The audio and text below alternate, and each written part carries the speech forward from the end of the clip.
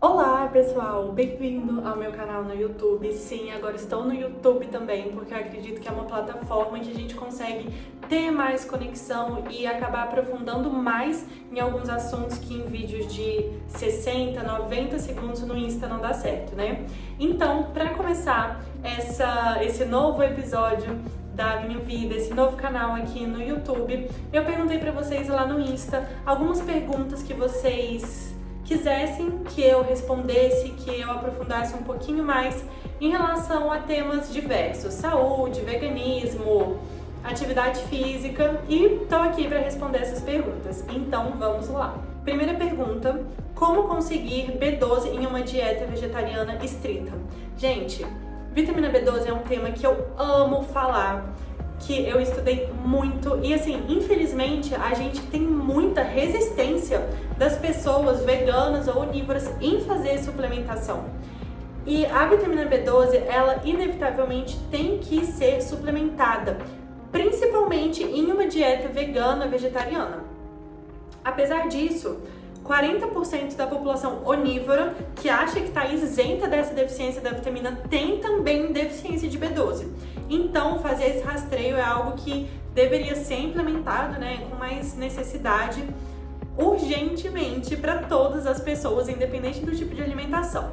Mas, falando de vitamina B12 em veganos, suplementação de forma oral, existem vários tipos, então forma oral, sublingual, injetável, mas a minha preferida é o uso oral, que você faz uso todos os dias de uma dose menor, que acaba sendo mais fisiológico para o nosso corpo absorver e manter aqueles níveis adequados. Acaba que normalmente vitamina B12 feita de modo intramuscular, que muitos médicos prescrevem, não que esteja errado, tá? Mas acaba tendo um pouco de oscilação. Então, você faz a aplicação de uma dose bem mais alta, ela sobe bastante, só que a B12, ela não é estocada com muita facilidade. Então, ela sobe e ela desce muito rapidamente.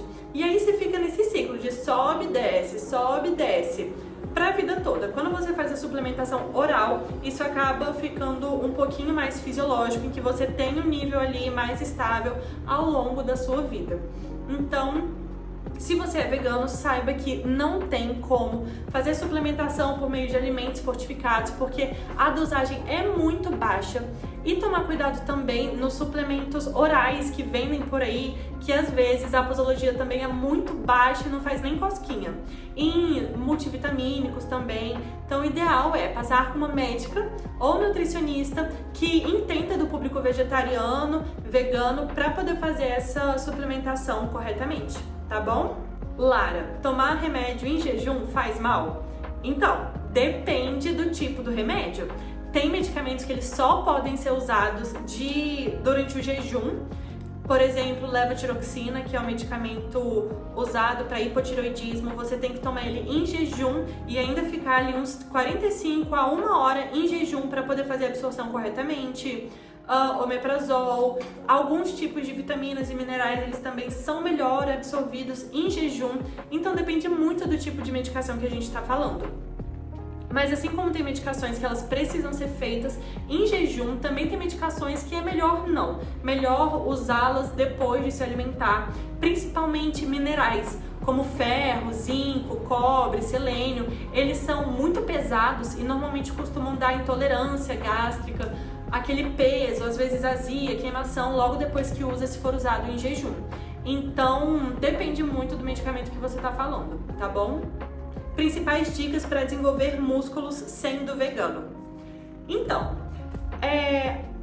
seu corpo não sabe de onde está vindo aquela proteína, se ela é de origem animal, se ela é de origem vegetal. Então, os princípios para uma alimentação, para uma hipertrofia em uma pessoa vegana e uma pessoa onívora, ela é basicamente a mesma, tá? Dica número 1. Ter uma dieta hipercalórica. O que significa isso, Lara? Você consumir mais calorias do que você vai gastar, para o seu corpo ter ali um estoque de energia e utilizá-los para a construção de massa muscular.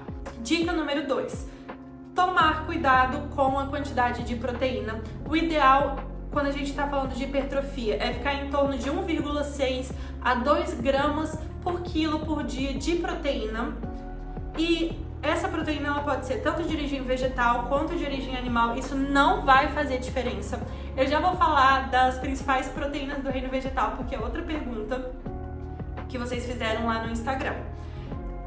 Mas você também não pode esquecer do consumo correto de carboidratos, porque o carboidrato ela é a principal fonte de energia para o seu corpo. Então, como é que você quer treinar pesado, ter um treino bem estressante para o nosso corpo, sabe?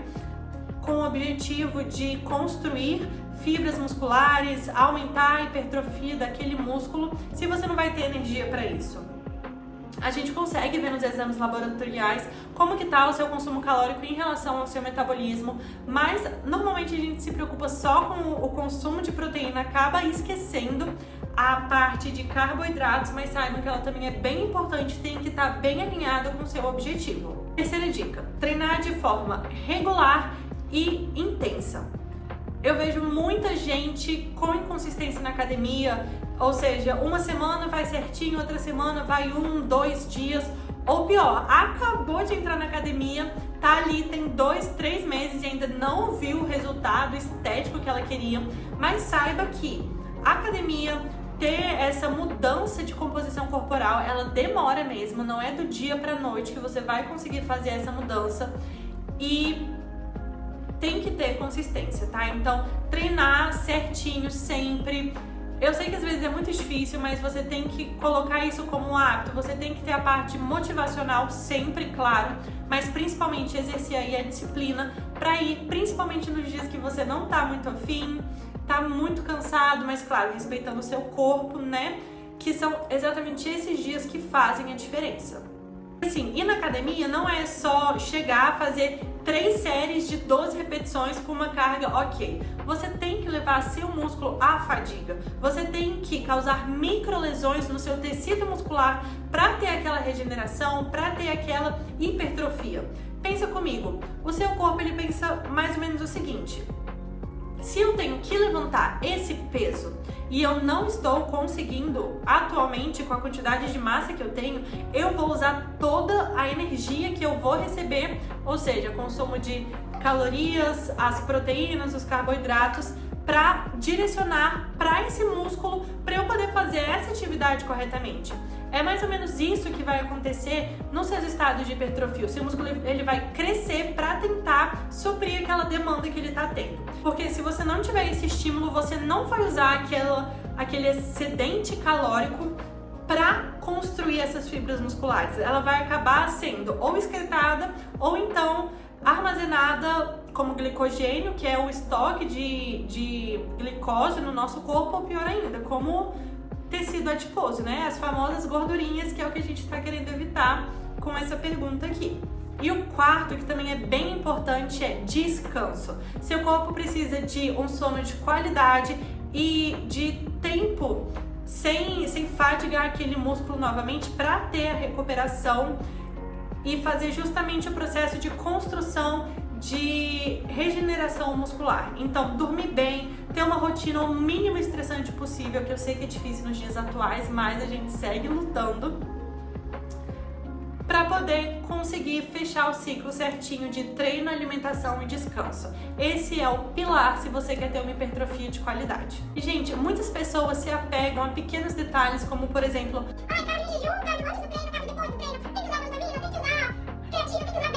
olha, se você não faz nem o básico bem feito, que é alimentação correta, alinhada, atividade física intensa e um sono de qualidade, pensar nessas outras coisas é você tirar a energia do que realmente importa e colocar ela em pilares que são apenas complementares. Não é a base que vai sustentar e fazer você ser bem sucedido nessa jornada, tá? Então, depois que você estiver fazendo esse básico bem feito, você vai ver sim que com o tempo vai ter retorno. Só depois disso que a gente começa a colocar ali outros aliados, como suplementação, treinos em jejum, enfim, para melhorar ainda mais o seu desempenho, tá bom?